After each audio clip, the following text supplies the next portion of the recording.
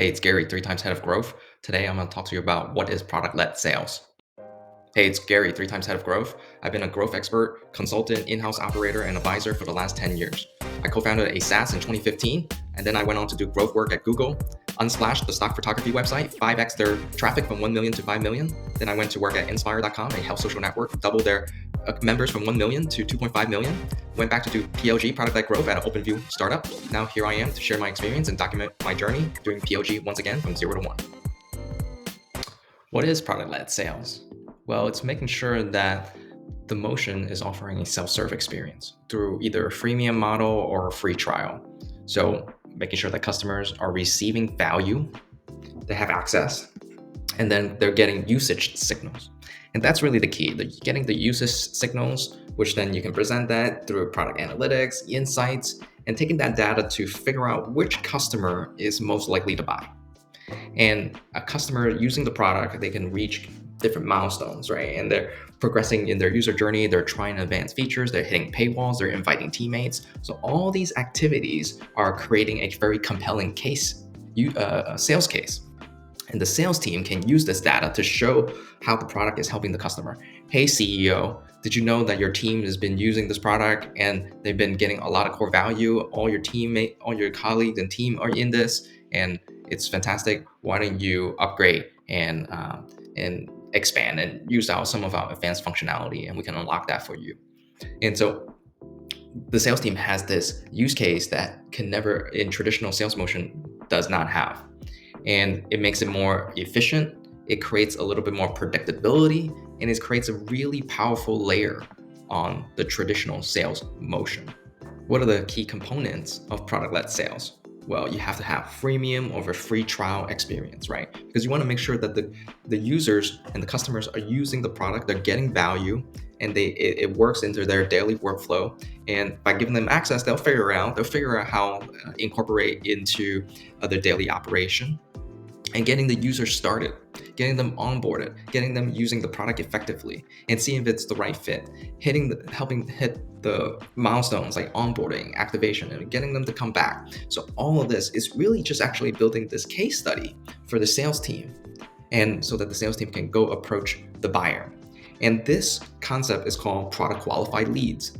The prospect is using the product and they're qualifying themselves, and which results to a higher likelihood for upgrade or expansion.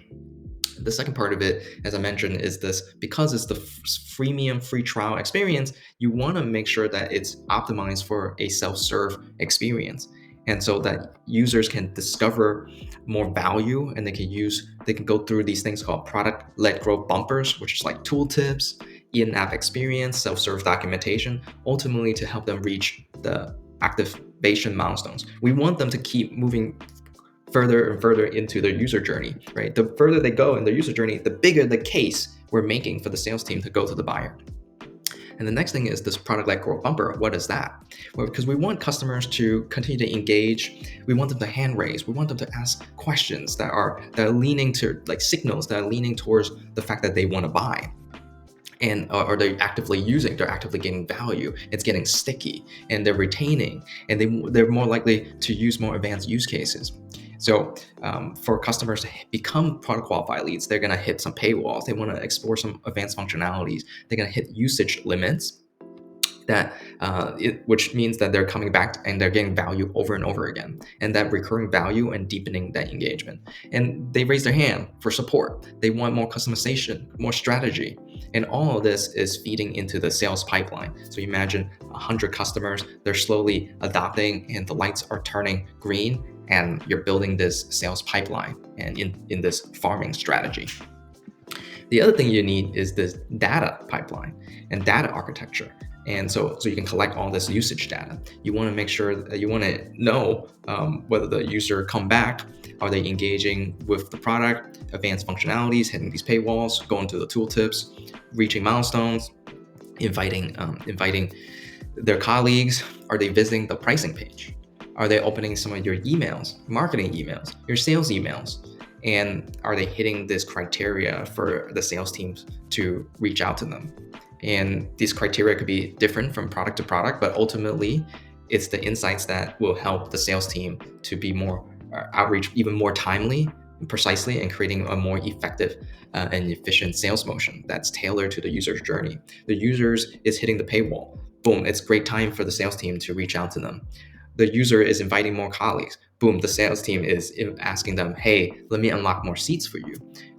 Hey, I noticed that you've been using 5 times in the last week. That's fantastic. Can I share with you some more use case and case studies and how other customers are using our product? That's fantastic. And just constantly deepening that engagement and building that case for the buyer. Hey, if this was helpful for you, hit the like button or subscribe and check out other videos here and here, and continue to follow my journey as I go through product-led growth from 0 to 1.